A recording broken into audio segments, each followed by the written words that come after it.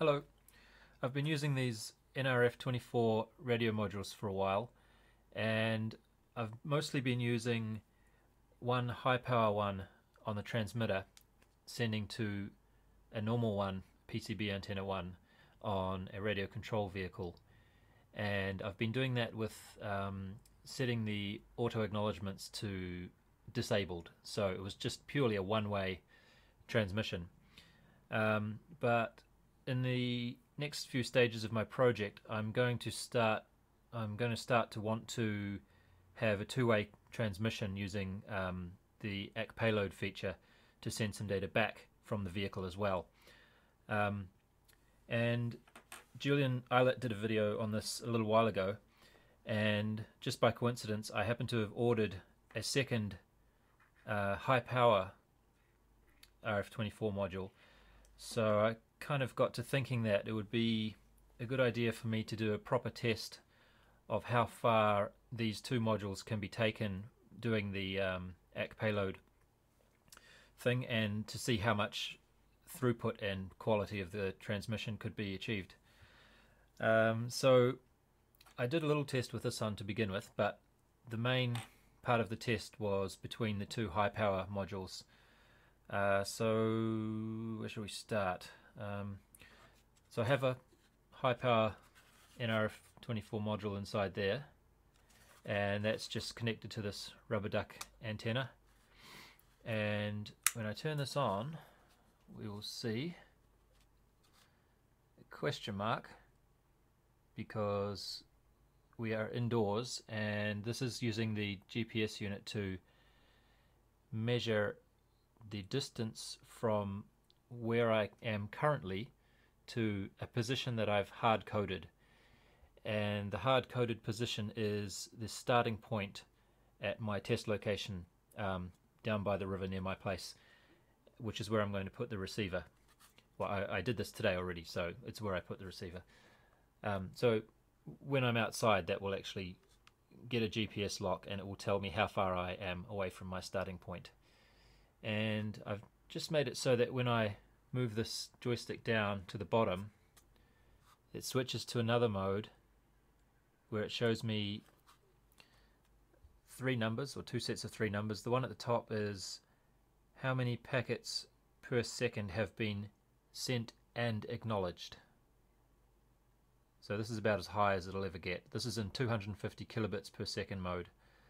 You can go up to about I forget, but it was about 300 packets per second, I think you can do roughly, if you're using the 2 megabits per second mode, but your range will not be as good.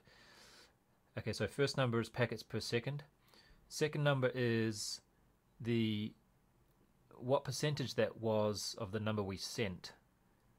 So if it's, say, 98% there and we are receiving 115 back, that means we probably tried to send about 120 or so. And the next number is the round trip time, which you might kind of be able to consider a latency. So that's how long it takes for us to receive the packet back once we have sent it.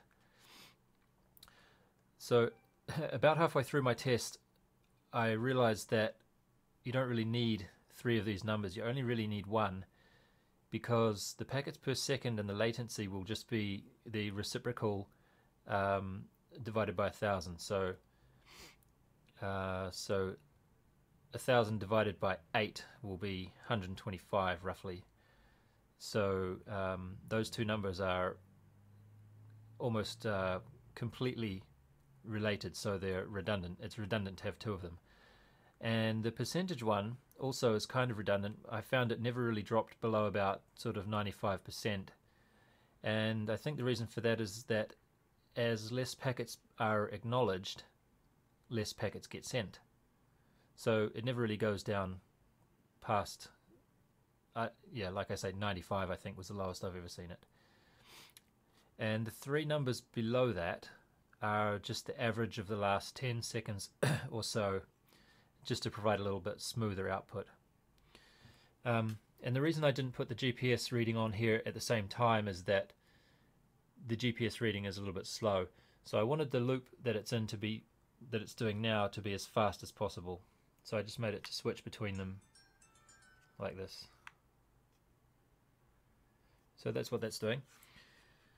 And the other side of the connection here is kind of the same. It's a Pro Mini there. Yep, no focusing, alright. And a high power RF24 module and another rubber duck antenna on there. And this is all just powered by a 2-cell LiPo. And I also have on here, it's a bit hard to see because I've stuck it all onto the board together, but there's a little step down module to step down the voltage from the 7 or 8 volts that the LiPo is giving down to 6 volts, and then I'm using the onboard regulator of the Pro Mini to provide the 3 volts for the radio module. And the reason it's stuck on a stick like this is because I wanted to attach it to a pole down at the river there to get it up higher, so I could have a as clear a line of sight as possible to try and get it to go, to get the signal to go as far as I could. So I took a bunch of readings, and I'll show the rest of the video there that I got today.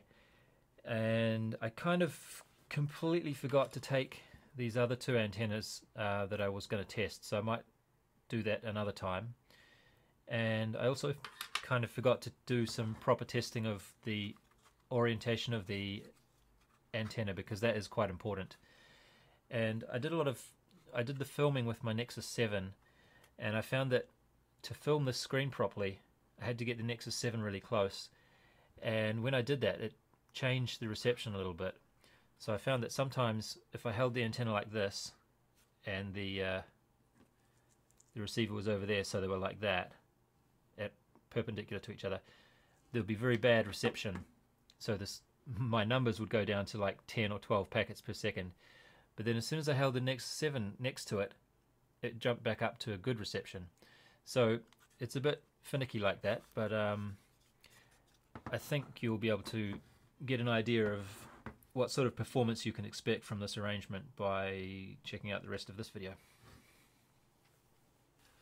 By the way, I don't know if you can hear that faint noise there. What that is if I unplug the receiver to make it a little bit more noticeable. Now you can hear it, I'm sure. What that is my ever speakers under the monitor here. And when I hold the antenna there, you can hear the speakers receiving that radio signal. It's quite strong.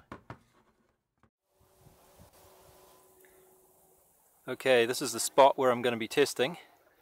It's my usual spot down by the river, but it's a beautiful Sunday afternoon, so there's a few more people here than usual, and there's a lot of gliders in the air.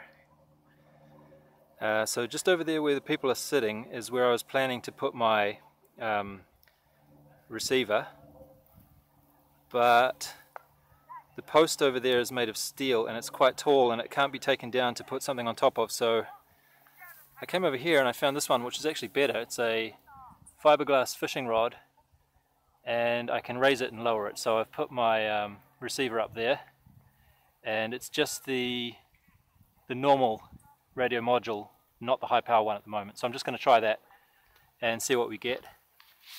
And unfortunately it's a bit hard to see this with the sunlight. I didn't realize it was going to be like this, sorry, but as a baseline here we have around about 115 packets per second being acknowledged, which is 99% of them, and the latency is 8 milliseconds for the round trip. And I should mention also that because I set my home point to be a little bit over there, this is actually registering 36 meters away. So I'm going to go in the opposite direction to this. So all of the readings that I'm going to be getting from my GPS distance here will have to add about 36 meters to them, just So that's the reason why I'm adding 36 to everything in my numbers. Okay, we're at 63 meters plus 36 is 99, so we're right about 100 meters away. And here we are seeing 94 packets per second at 10 to 11 milliseconds of latency. I only made it to about 150 meters before we started seeing quite a bit of deterioration. So at 150 meters we have 57 packets per second and the latency is 23 milliseconds. Okay, we are now 200 meters from the start point and we are getting 14 packets per second if we're lucky. So this is 200 meters, clear line of sight, not really usable.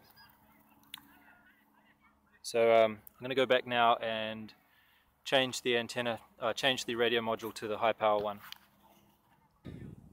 Okay, I've changed over to the high power radio module with the external antenna, and I've come straight to the same place that we left off with the last one, because right from here, so this is 200 meters, we have about 110 packets, 106 and 9 milliseconds. So it's barely changed from where we were standing right next to the receiver. So this is clear line of sight. Okay, 464 plus 36 is 500. So we're at 500 meters, clear line of sight, and still basically no change whatsoever from standing right next to the antenna. Maybe just a slight bit down. Although we're getting a steady 109, 110. Oh, what happened there? Oh. Seems like if I hold it too close to the Nexus 7 it goes down a little bit. Yeah. But still, definitely, I mean 8 milliseconds round trip time for an acknowledged packet of 6 bytes. Not too bad. And it's way over there, 500 meters. Checking in at 750 meters, we have, oh, that's not very good, 36 packets per second. Wait a second, that was better than that just a second ago. 61.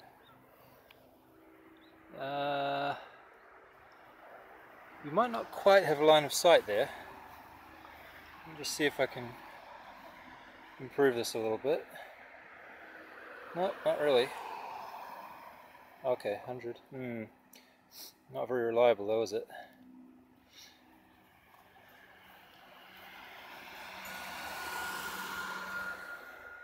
Okay. So I think standing here I've got clear line of sight. So we're back to 100 and a bit with the 9 millisecond latency.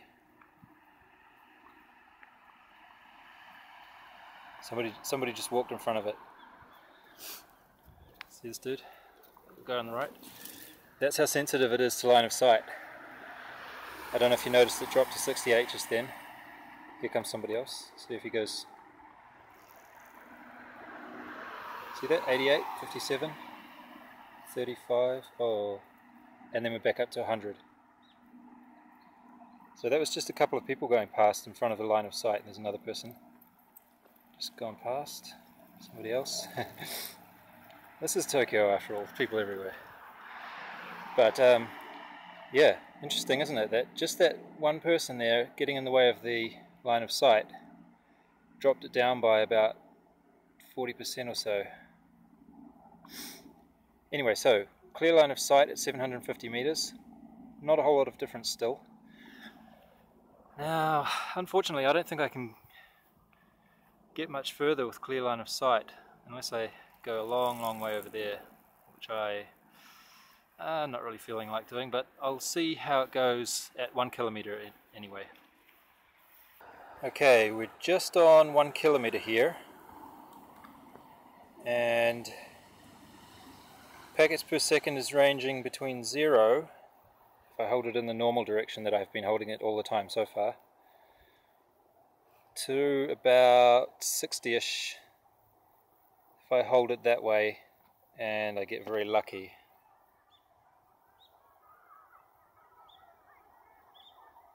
Nope, still 0, huh?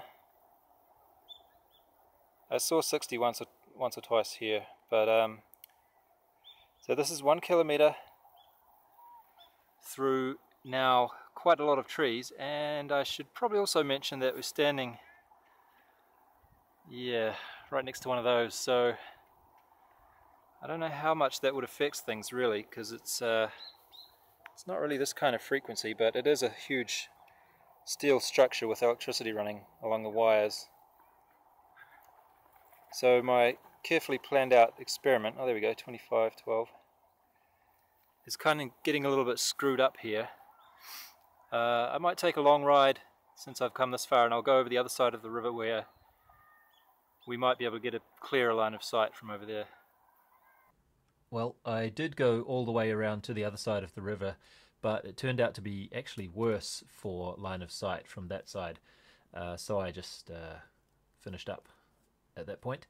And these are the results here. As you can see, looks pretty good up to about, I would say the sweet spot is probably about 500 meters, because you still have enough distance after 500 meters that you could safely get through some trees and stuff without having to worry about it too much. Of course, this is with the antennas facing the same way though, so that's the problem really, isn't it, if you're flying a radio controlled aircraft. So I may just have to try those other antennas sometime in the near future. But anyway, hopefully this was informative, and thank you for watching. See you next time.